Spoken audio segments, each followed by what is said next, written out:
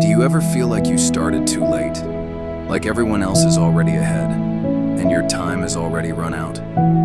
What if I told you, the thing you think is broken might be the one still working, when nothing else does? In a quiet town, there lived a boy named Rohan. He wasn't the smartest in his class, and he wasn't the fastest either. But he had one dream. He wanted to become an engineer, build things that mattered, things that lasted. His family didn't have much money. His school didn't have the best resources. And every time he compared himself to other students, he felt smaller. They're already so far ahead, he would whisper to himself. I've already lost too much time. Rohan tried studying hard for a few weeks, then gave up when he didn't see results. He tried again the next month and quit again after a bad test score. Each time he failed, the voice in his head grew louder. You started too late. You're wasting time. It's already over for you. By the time exams were near, Rohan had almost stopped trying altogether. He sat in his room most evenings, staring blankly at the wall, feeling like his chance had already slipped away. One afternoon, his grandfather, a quiet old repairman named Baba Prasad, invited him to a small workshop behind the house. Baba Prasad spent his days fixing old clocks that people had given up on. On the shelf sat a large wooden clock, dusty and still. Its hands hadn't moved in years. This clock stopped working long ago, Baba Prasad said, running his fingers over the wood. Everyone told me to throw it away. Too old, too broken, not worth saving. Rohan shrugged. Then why do you still keep it?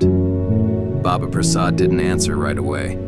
Instead, he picked up a small screwdriver and began, slowly and patiently, opening the back of the clock. Do you know why clocks stop? Baba Prasad asked, without looking up. It's rarely because they're broken beyond repair. Usually it's just one tiny part, stuck, tired, forgotten. Everything else inside is still fine. It's just waiting for someone to care enough to look. He cleaned a small gear, oiled it gently, and turned it back into place. Rohan watched in silence as his grandfather closed the clock and gave it a gentle shake. Tick, tick, tick. The clock started moving again, as if it had never stopped at all. Rohan stared at the clock, and something inside him shifted. He realized he had been treating himself the same way everyone treated that clock, writing himself off, calling himself too late, too behind, too broken to fix. But the truth was, nothing inside him was actually broken. He had simply stopped trying, the same way people stop winding an old clock. Time hadn't run out for him. He had just stopped moving. And a clock that isn't moving isn't dead. It's only waiting.